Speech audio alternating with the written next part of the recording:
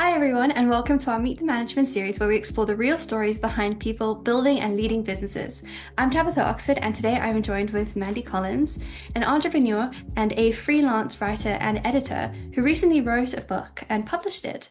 Mandy, can you introduce yourself and tell us a little bit about yourself? Sure. I always tell people that I'm a retrofitted journalist. I started off as a journalist and don't really work as one anymore, but I use all the skills that I got from journalism in order to write content for all kinds of companies, large and small. So I do writing, I do editing, I do proofreading of all kinds of corporate content, everything from communications to PR to brochure copy, websites. Basically, if people need words, I provide them. That's amazing. As a freelance editor and writer, what are the highs and lows of being freelance? Okay, so I've been freelance for too many years, probably about 30 years. It has its benefits. The benefits are flexibility. You know, you don't ever have to get permission from a boss to go to the doctor or to attend your children's school event or whatever. You can just schedule it and go. So it gives you that flexibility. But the low is definitely the kind of feast and famine cycle. So that happens both in terms of the work that you get. So you're either screamingly busy or you have tumbleweeds rolling through your inbox and you think you're never going to work again, especially in January and February, which is when I sit and think,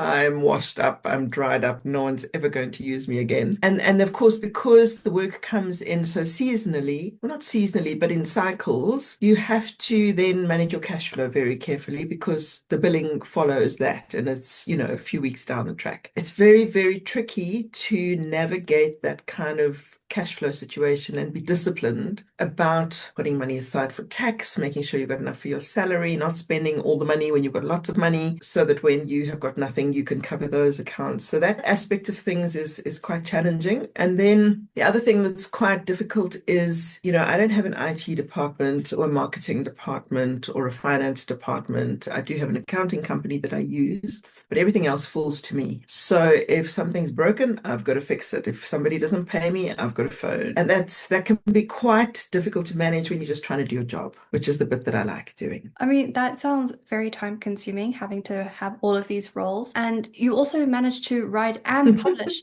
a book. So, can you tell us a little bit about your book? It's basically what it says on the tin, which is Master the Art of Communication in the Workplace. It was really written as a kind of collection of stuff that I've learned over the years. I have trained many people in business writing, for example, but it's kind of for every man. So it's for every person who does any kind of job because they need to present sometimes. They might be asked to be the company spokesperson. We are writing all the time. We're writing LinkedIn posts, we're writing texts to clients, we're writing emails, we're writing presentations, or we should be. We should not be starting with slide decks. We should be writing them first.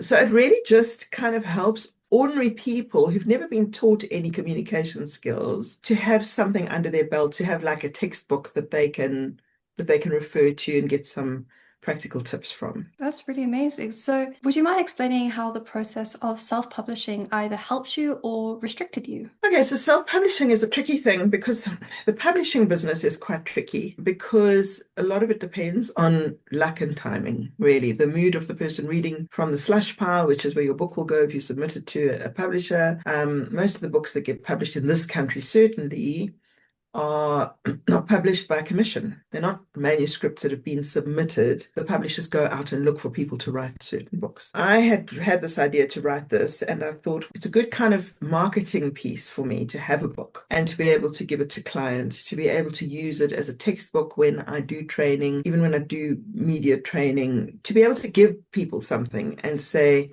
here. The basics are all in here, and it's kind of, it's all branded nicely, which makes me feel very happy. But it's really just the problem with it is that it's expensive because when you go to a traditional publisher, you don't earn much off the books, but you also don't pay for the printing and the designing and the distribution. And I can oversee layout and design. I can have my book printed, but I've got to pay someone to do that, which is expensive. And I wanted it done well, to pay an illustrator. I had to pay to have it printed. And then distribution is the part that really is difficult for self-publishing because Exclusive Books, for example, doesn't buy centrally. So you've got to go to each exclusive books branch individually and say, hello, would you stock my book? And if they say yes, you've got to notice when it runs out and say, hello, you've sold all my books. Would you like some more? And that's just not practical for me to do. I can't be, at the waterfront exclusive books in Cape Town checking on stock. And it's just that's I don't have those networks. I can do the, publishing, layout and design, printing, those things I can do.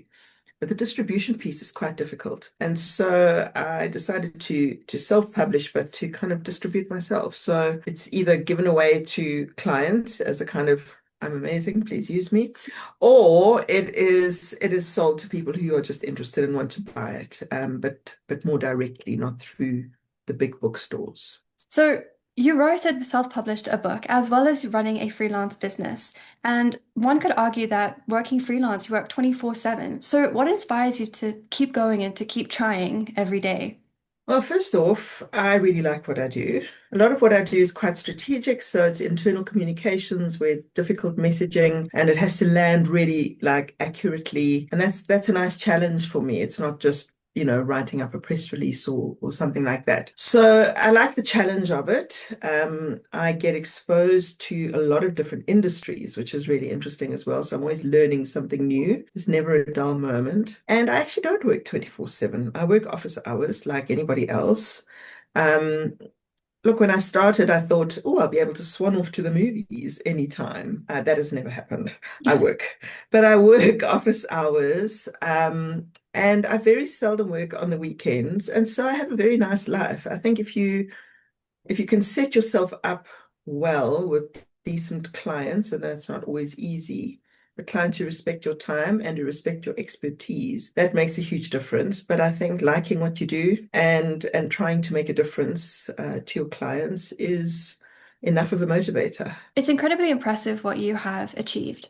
What advice would you give to other aspiring writers and editors? I think the advice really is just to keep going and to keep trying it because it's not an easy industry. People don't always value writing, editing, proofreading, those kinds of things. Of course, there's a lot of people with many opinions about AI and whether it's good or bad, and that's a whole other discussion. But it is a consideration if you work in a creative industry. I see, for example, the ChatGPT illustration, the new illustration software is amazing. And for illustrators and designers, for example, that's a real concern. But I think you have to keep trying, and I think you have to keep diversifying what you do. You can't just do one thing because that keeps you safe when, item A is no longer in vogue. You can then do B, C, D, and E, and then you find something to replace item A, and you just have to keep reinventing, pivoting, people's favorite word, but you've got to kind of stay on top of where things are and make sure that you are going with that. It's no good going, oh, I don't agree with this and blah, blah, blah, and getting stuck in 1954. You're not going to survive if you do that. You have to move with the times and you have to diversify and you have to just keep on keeping on and learn to market yourself. Thank you so much, Mandy, for joining us today. I'm Tabitha Oxford, and this is Meet the Management.